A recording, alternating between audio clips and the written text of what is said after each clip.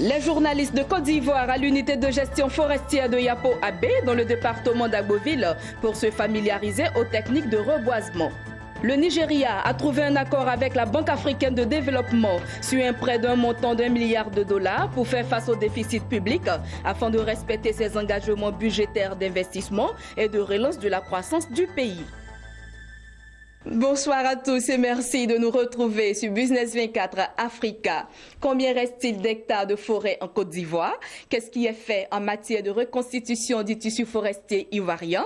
Ce sont entre autres des préoccupations des journalistes qui ont voulu en savoir davantage en se rendant à l'unité de gestion forestière de Yapo Abe dans le département d'Agboville. Jérémy Aoré y était, écoutons son récit. Les hommes des médias qui, à l'initiative de l'Union nationale des journalistes de Côte d'Ivoire, UNJCI, et en collaboration avec la SODEFOR, Société de développement des forêts, ont effectué nombreux déplacements, ont pu visiter au total 6 stations, dont la base vit dans la forêt classée de Yapo Abe, dans la région d'Azagui, au nord du district d'Abidjan. D'abord, le site de production des plants pour la campagne 2017. Ici, ce sont des plants de qualité produits dans des pépinières mises en place à proximité des sites de reboisement. Ensuite, c'est la parcelle de Tongia, d'une superficie de 51 hectares qui accueille les journalistes. La spécificité de cette station, c'est que les populations sont tenues d'associer des plants forestiers aux cultures vivrières qu'elles entreprennent. Puis, le site de reboisement des opérateurs économiques de près de 142 hectares avec des essences produites en pépinière.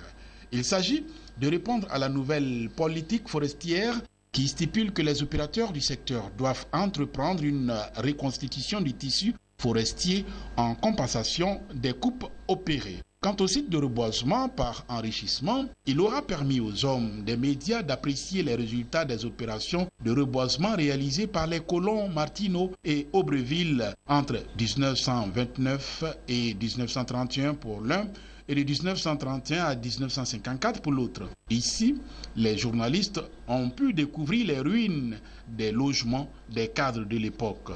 Enfin, la parcelle de 30 hectares avec plus d'une soixantaine d'espèces de forêts naturelles réalisées depuis 1979. Le macoré en instance d'extinction, l'acajou, le capoquier, le tali, le dali, l'ilomba et autres bétés, puo, cotibé sont des essences sur lesquelles les journalistes mettront un nom dans cette forêt dense. Peu avant les échanges avec le colonel Mamadou Sangaré, directeur général de la SODEFOR, sur le site du dispositif expérimental du CNRA, le Centre national de recherche agronomique. Il fallait trouver que sortir tout le monde aujourd'hui des forêts, c'est peut-être 30%, 40% d'être perdu.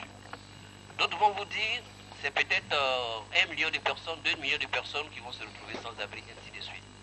Donc du coup, la question qui se pose à nous, c'est quel équilibre il faut trouver entre l'agriculture, qui est la base de notre économie, et la forêt, le métier de la forêt.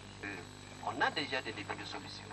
Donc depuis une dizaine d'années, on a commencé à expérimenter d'abord l'association d'arbres dans les cacaoyères, l'association d'arbres dans les plantations de café. Donc les vivriers, vous avez vu qu'avec les vivriers, le problème ne se pose même pas du tout. La SODEFOR gère au total 234 forêts classées d'une superficie de 4 200 000 hectares. Selon une évaluation environnementale post-crise du PNUD réalisée en 2013, on estime à 1 300 000 hectares les forêts classées non dégradées, soit un taux de dégradation évalué à près de 70%. Le reste de l'actualité à présent en bref.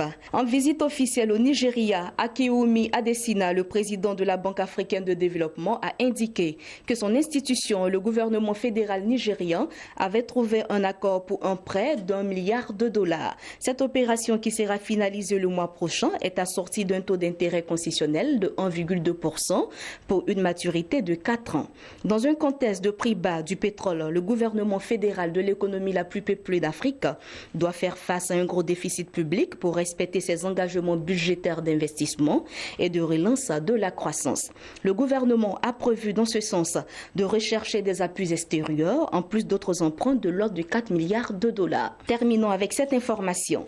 L'Égypte a attiré plus de 6,8 milliards de dollars d'investisseurs directs étrangers au cours de l'année 2015 à 2016.